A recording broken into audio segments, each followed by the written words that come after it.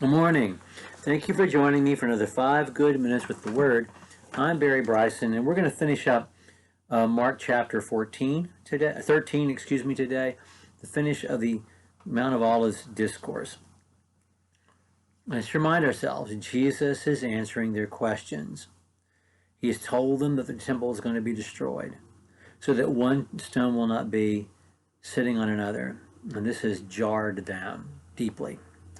And they want to know when this is going to happen and what will be the signs of those times. And they also want to know about the end of time. And in their mind, perhaps this is all one event. Perhaps they can't imagine anything existing beyond this catastrophic event. But Jesus makes clear he's talking about 2 days. And he told us last time, verse 32, that of that day and hour, the end of time, no one knows, not the angels in heaven, nor the Son, but the Father alone. So anyone who thinks they can turn to Mark 13 or Matthew 24 or the book of Revelation or the book of Daniel or Zechariah or Ezekiel or any other piece of scripture and figure out when the end of time is going to be, has called Jesus a liar and has asserted their superior knowledge over Jesus. And if you want to have that hubris on your head, you go right ahead. But I'm not going to do it. Jesus said no one can predict when the end of time is going to be.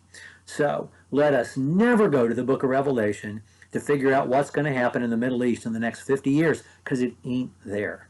Okay? But this is what is necessary for us to take away. So let's read 32 through 37.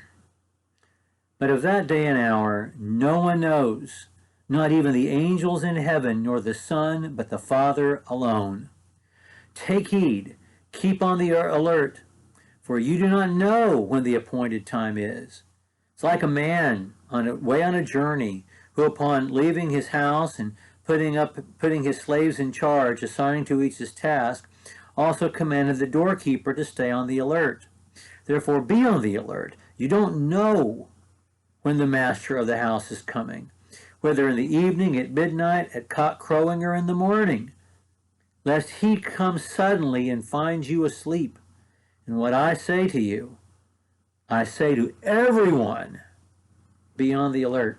I think this is one of those times when Jesus breaks that fourth wall, recognizes that there is no front to the proscenium, that there's nothing but space between the viewer, the listener, the person engaged with the person who is speaking. And he looks to us. He does this a few times in the Gospels, and he does it here. What I'm saying to you, I'm saying to all. Be on the alert. And that's the message from the Gospels to Revelation. It's be on the alert. Be ready. The Lord is, for the time with the Lord, 1,000 years is like a day, and a day is 1,000 years. But the Lord isn't slow in keeping his promises. He just doesn't want to come yet because he wants everybody to be saved. But he's going to come like a thief, Peter writes. Peter, source of this gospel most likely, writes in 2 Peter chapter 3. Therefore, what people ought you to be in holy conduct and godliness? From the Sermon on the Mount on, Jesus has been preaching preparedness and eschatological consciousness and understanding that God could come at any time. Therefore, we should live as if this is the only day that we have. Therefore, we should not be surprised when Bible writers look out as far as they're allowed to see, maybe to the destruction of Jerusalem, maybe to the great persecution of Diocletian, maybe as far as the Edict of Milan, I don't know. And they can only see that far. And then they write about the end of time as if it were happening immediately after that, because that's all any of us knows.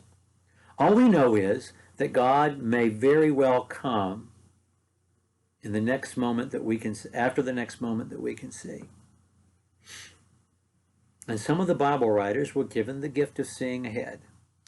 20 years, 50 years, 100 years. And then they write about the end. That's the most natural thing for them to do because that's all they know. You and I only know that we have this breath that we're taking right now. And that's why Jesus tells us, and Peter and John and James and Paul all tell us, be ready, because he can come at any time. Okay, we're going to pick up with chapter 14 next time. I hope you've enjoyed our study of the Olivet Discourse. I hope that you're not upset with me for taking away your plaything and making it something that's understandable, not something that you can puzzle about like you're doing a Sudoku or something. But I don't apologize for that. Anyway, we'll pick up with chapter 14 tomorrow. Thank you for joining me.